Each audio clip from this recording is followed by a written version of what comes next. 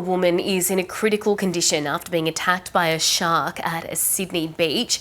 ABC journalist Patrick Stack was at Coogee Beach at the time of the attack and he joins us now. Hi there, Patrick. That must have been a pretty scary scene. Take us through what you saw a little earlier today. Yeah, I was extremely concerning. So I was playing in the shallows with my toddler here at Coogee Beach. As you can see behind me, an absolutely beautiful winter's day.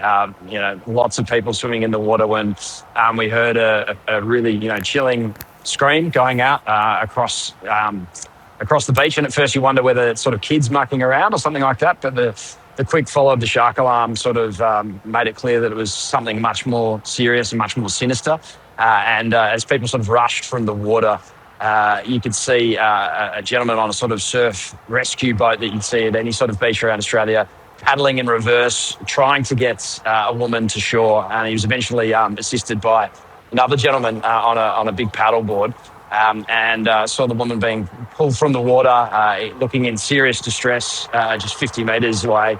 As sort of paramedics, surf lifesavers quickly sort of went to her aid to try and do their best to provide her some care. So a lot of conflicting reports. It's a pretty tight-knit local community. As you'd imagine, in winter, it's not peak sort of tourist season. So it's very familiar faces all down here to do their weekend swim, and hearing sort of local swimmers floating around nearby saying that they saw a shark swim underneath them. Obviously, eerie sort of scenes and lots of distress amongst the community, and not what you sort of expect when you come, for your Saturday swim at the beach. No, absolutely. Gosh, it must have been really scary, particularly with your little one there, Patrick. How quickly were you sort of starting to see those paramedics and police on the scene there? We're seeing some pictures now of helicopters in the air and that sort of thing. Just how quick was that response?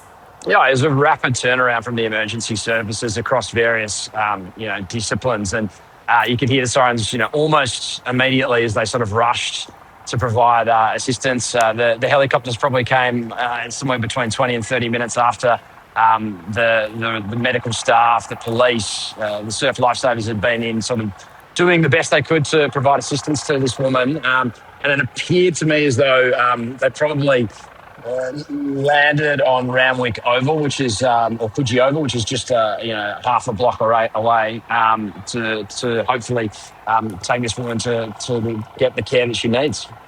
Yeah, you're right there. We've been told by police that helicopter landed nearby to airlift this woman to hospital. Patrick, what's the scene like behind you there now? Has it sort of calmed down in the hour or so since this has happened? I'd say it's just like a sense of stunned silence, eerie sort of feel to it, a real sort of feeling of loss of innocence when you think about, as I say, it being a very tight-knit community. You see the same sort of faces week in, week out when you come here for a swim.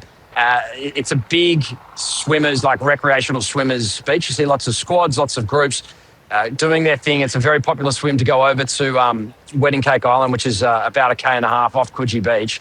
So it's a real sense of, as I say, loss of innocence, because it's something that is so central to the community here in Coogee.